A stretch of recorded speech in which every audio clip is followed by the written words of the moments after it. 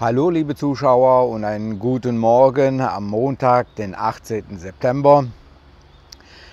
Heute habe ich wieder einiges zu berichten. Zuerst wie immer das Wetter und wie es kommende Woche hier in Thailand aussehen wird.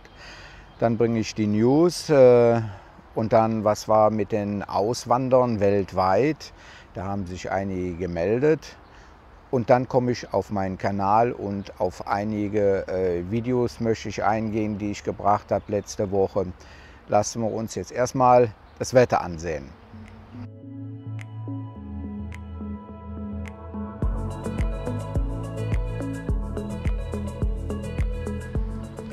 Ja, zum Wetter hier auf Koh Samui muss man wissen, wir haben ja hier eine Gebirgskette, die bis zu 600 oder höher noch geht als 600 Meter. Und man kann also jetzt nicht sagen, in Samui regnet es, das ist immer unterschiedlich. Wir hatten also jetzt dieser Tage sehr starken Regen hier oben gehabt im Norden, in Menam, wo ich wohne. Und Bekannte von uns, die waren zur gleichen Zeit unten im Süden und die haben gar nichts abbekommen. Das ist also immer unterschiedlich, aber hier oben im Norden kann man sagen, hatten wir fast jeden Tag letzte Woche mal einen kräftigen Regen. Das sieht man jetzt hier auch in der Natur. Hier, wenn ich da auf meinen Garten gucke, überall ist es jetzt kräftig grün. Die Natur hat also darauf gewartet, jetzt nochmal wieder alles aufzutanken. Ansonsten kann man sagen, zu 80% ist super schönes Wetter hier auf Samui, hier oben in Menam. Und da kann man sich gar nicht beschweren. So, jetzt gucken wir mal auf die Wetter-App. Ich werde immer gefragt, was ist das für eine Wetter-App? Wenn er oben links guckt, Ventu Sky heißt die. Die kann man kostenlos downloaden, auch auf dem Handy. Und die verwende ich. Dann starten wir mal das Ganze. Also hier seht ihr Koh Samui, Koh Phangan und Phuket. Das ist also der südliche Bereich von Thailand. Und dann schalten wir das Ganze mal ein. Alle 3 Stunden ist das im Rhythmus. Man sieht also große Regenflächen. Samui ist eigentlich da trocken bis Dienstag. Dann gehen wir mal ein bisschen raus und zeigen ein bisschen mehr. Auf dem Festland selber sieht man, sind also kräftige Regenfälle. Jetzt hier am Donnerstag, da sah man also auch auf den Meeren rechts und links viel Regen. Das ist ja, was ich gesagt habe, jeden Tag kommt es mal kräftig runter, aber ansonsten auch von den Temperaturen angenehm, um die 30 Grad, nicht zu heiß. Indischer Ozean, da sieht man am Samstag ist das, kräftige Regenfelder kommen darüber, übers Festland. Ja, auf der linken Seite von Thailand ist es eben halt noch ein bisschen feucht. So, jetzt sehen wir mal auf ganz Thailand. Da schalten wir jetzt auch mal ein, alle 3 Stunden. Und man sieht, vom Indischen Ozean kommt einiges rüber, bleibt aber am 19. noch am Küstenbereich trocken. Im Isan oben, laut Wetterbericht, am Mittwoch wird es da wieder ganz schön feucht. Am Donnerstag ist es da ein bisschen besser, aber man hat ja für viele Regionen Unwetterwarnungen rausgegeben mit starken Regenfällen. Und wir sehen ja auch hier im Golf von Thailand, da war jetzt auch wieder einiges los mit Regen. Rayong oben und Koh Chang, da ist auch einiges an Regen. So, und das reicht dann auch. Ja, da sind wir auch schon beim Sonntag. Ja, das soll das Wetter gewesen sein. Ja, vielleicht hat der eine oder andere gemerkt, dass bei mir was nicht stimmt. Ich meine nicht hier oben, sondern hier. Da ist mir nämlich dieser Tage beim Spare Ribs Essen der halbe Zahn weggeklappt. Und wir fahren ja morgen in Urlaub nach Koh Phangan. Natürlich eine dumme Sache, habe aber keine Schmerzen dran. Da werde ich aber auch einen Filmbericht zu machen. Am 23. habe ich schon einen Termin, wie das also ist, wenn man also jetzt sowas hat. Ich würde da also eine Krone drüber bekommen. Da werde ich also einen Film drüber machen, wie das geht. Beim Zahnarzt selber werde ich wohl keine Filmaufnahmen machen dürfen. Den kenne ich ja mittlerweile, kann ich mal hier verlinken. Da habe ich ja mal kurz ein Video drüber gemacht. Der Standard ist genauso wie in Europa bzw. Deutschland, muss ich sagen. Ich bin also sehr zufrieden. Ich bin jetzt schon seit 8 Jahren bei dem Zahnarzt in Behandlung, immer wunderbar. Auch sonntags kann man dahin, das ist also auch kein Problem. Aber wir kommen ja am 22. kommen wir wieder zurück. Und am 23. habe ich dann sofort einen Termin bekommen. Und dann werden wir mal sehen, wie viel das denn auch kostet. Ich gehe da auch davon aus, bei einer Krone, da wird es so um die 10.000 Baht, sprich 270 € kosten. Da werde ich euch Informationsmaterial zukommen lassen, wie das denn abläuft. So, jetzt gehen wir zu den Nachrichten. Ja, eine Nachricht aus Bangkok habe ich hier. Es geht um Cannabis. Cannabis ist ja im Juni 2022 legalisiert worden. Da war ja noch die alte Regierung dran. Jetzt ist ja eine neue Regierung dran gekommen und die war damals schon dagegen. Und die haben jetzt auch wieder einen Gesetzesentwurf gemacht. Die wollen das also wieder einschränken. Das ist ja ein Betäubungsmittel und die sagen, das gehört nicht in den normalen Konsum, sondern nur aus medizinischer Sicht sollte man das nehmen. Obwohl Alkohol ist ja auch eine Droge. Ich weiß gar nicht, wieso man da den großen Unterschied macht.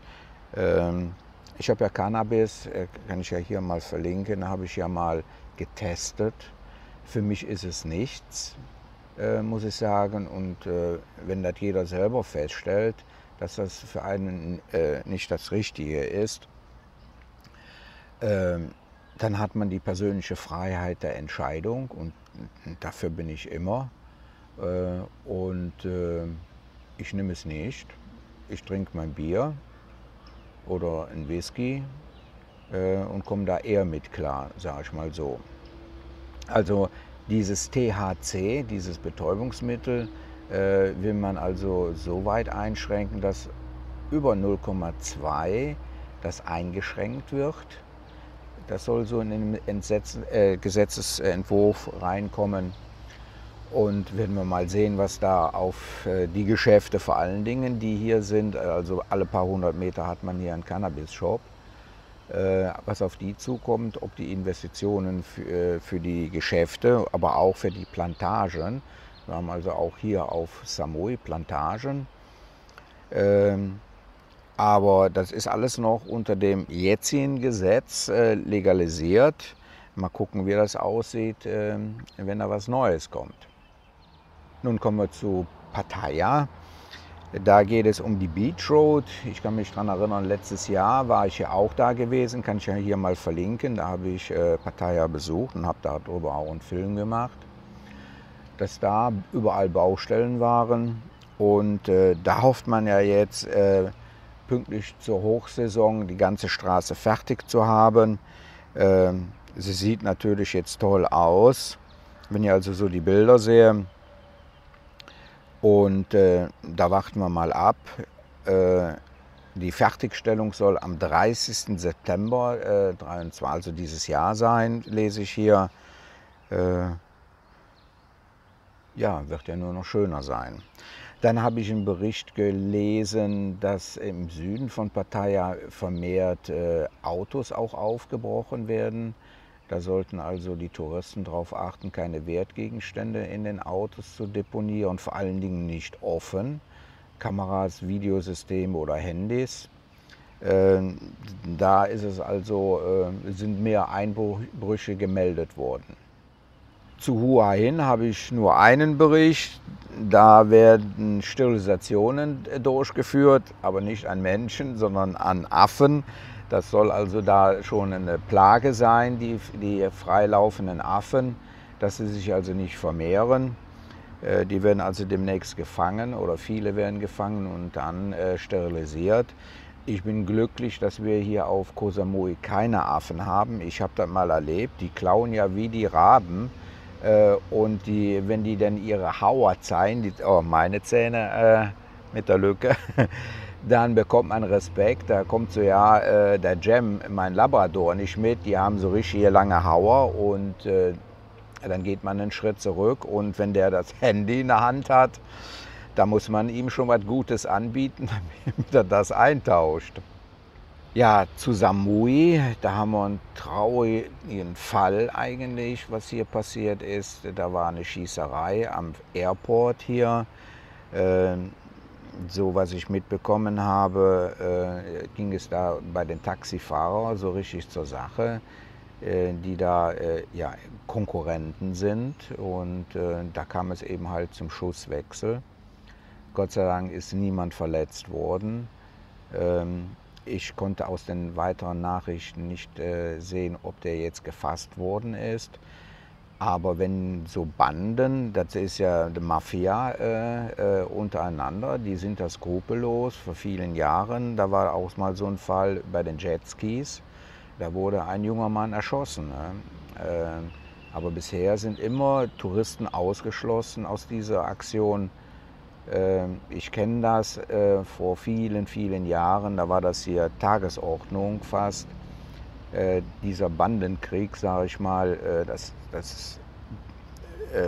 ich will nicht sagen, das gibt es jetzt nicht mehr, aber mit so grober Gewalt, mit Waffengewalt, habe ich also schon seit Jahren hier auf Samui nicht mehr erlebt.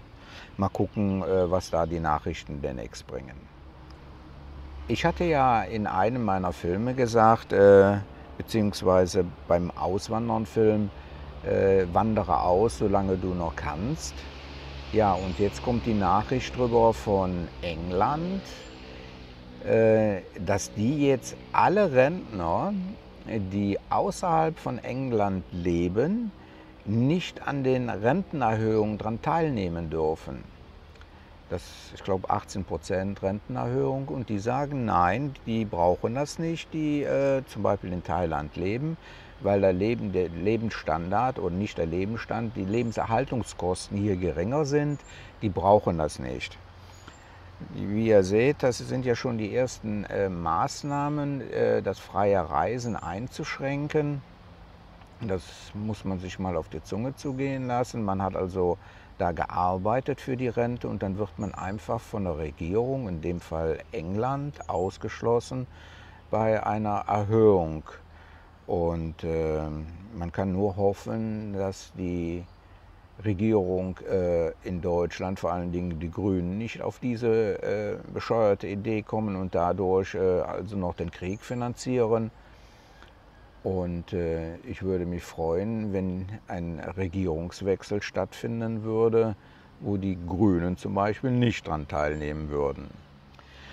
Ja, auswandern. Ich hatte ja im letzten Beitrag da ein paar Länder angeboten. Das war ja Schweiz, Brasilien, Kurdistan oder Kirgisistan war das. Und ja, und da sind viele auf die Schweiz gekommen. Ich glaube, Matthias hieß der, ja, Matthias. Und Brasilien. Diejenigen, die weltweit wohnen und meinen Kanal sich ansehen, die können sich auch gerne bei mir melden, um eine Patenschaft aufzunehmen für einen oder mehrere Auswanderer. Da würde ich mich darüber freuen, um da den Kontakt herzustellen. Ja? Jetzt zu internen Dingen von meinem Kanal. Ihr habt jetzt am Wochenende gesehen, da habe ich ja einen alten Film hochgeladen von 2019 von Koh Phangan. Das war der Küstenbereich, wo wir jetzt morgen hinfahren. Und ich habe ja komplett die Insel umflogen und damit also auch dokumentiert und habe dann festgestellt, dass einer, beziehungsweise sind glaube ich noch zwei andere, diese waren nicht mehr bei mir im Kanal drin und die habe ich jetzt nochmal neu hochgeladen. Manchmal ist es ja auch so, dass von YouTube Videos blockiert werden, wenn Urheberrechte verletzt werden. Da muss man aber sagen, alle, die ich vorher eingesetzt habe, die Videos mit Musik, Die waren zu dem Zeitpunkt urheberrechtlich frei und habe also die Musik gebraucht. Und dann nach Jahren kommt auf einmal ein Anspruch und dann werden die teilweise blockiert für einige Länder. Und da werde ich jetzt in nächster Zukunft, gerade jetzt mit Kopangang, werde ich wieder Filme überarbeiten, musikmäßig, inhaltsmäßig lasse ich das so. Damals habe ich ja eigentlich nur die Küsten gefilmt, ohne Kommentar, damit ihr seht, wie sieht es da aus.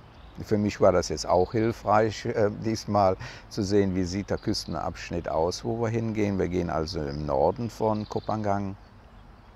Also wundert euch da nicht, wir brauchen auch keine Kommentare zu kommen, hier bla, bringst jetzt nur noch Wiederholungen und sowas. Nein, das sind alte Filme, die aufgearbeitet worden sind.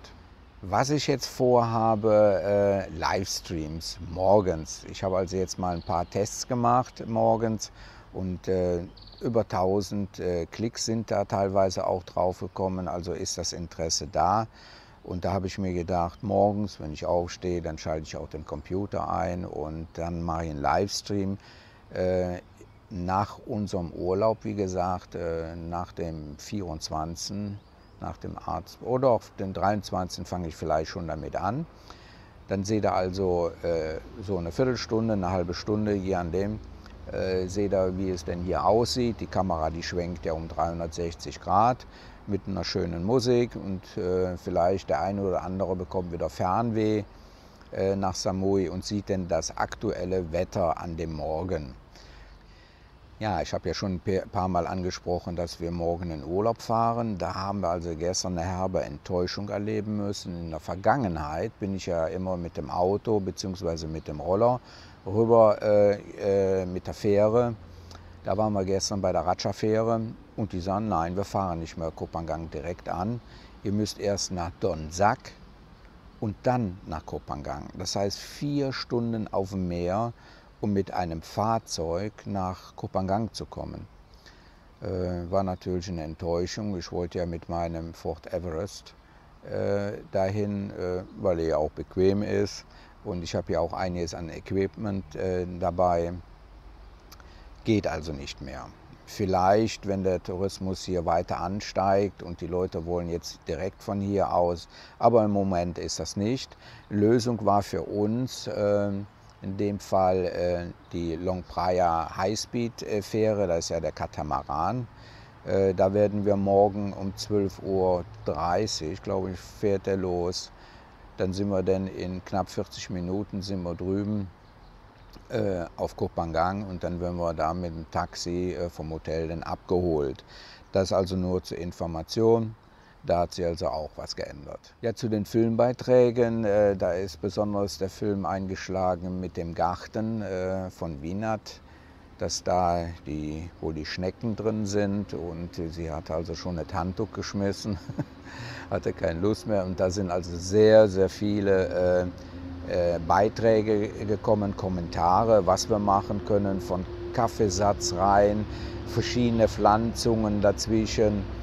Was war da noch mehr? Brennnessel aufsetzen, das habe ich früher in Deutschland auch gemacht. Wir haben aber ja bei uns, habe ich noch nirgendwo Brennnessel gesehen. Sie hat jetzt was gemacht, ein Sprühmittel hat sie sich jetzt besorgt, auf biologischer Basis soll das wohl sein. Aber das sieht also nicht gut aus, sag ich mal. Die Motivation ist da ziemlich in den Keller marschiert, wo die Viecher alles aufgefressen haben. Werden wir mal weitersehen. So, das soll es gewesen sein in den News. Also wie gesagt, wenn du außerhalb von Europa lebst, melde dich bei mir. Wenn du gerne eine Patenschaft übernimmst, um Informationen auszutauschen, würde mich riesig freuen, auch meine Zuschauer. Ansonsten sehen wir uns nächste Woche Montag wieder. Tschüss!